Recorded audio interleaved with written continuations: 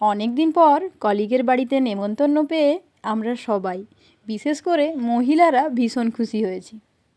নেমন্তন্ন যে আমরা খুব কম পাই তা নয়, তবে বেশিরভাগ নেমন্তন্ন বাড়ি রাতে বা অনেক দূরে হওয়ায় আমরা মহিলারা যেতে পারি না।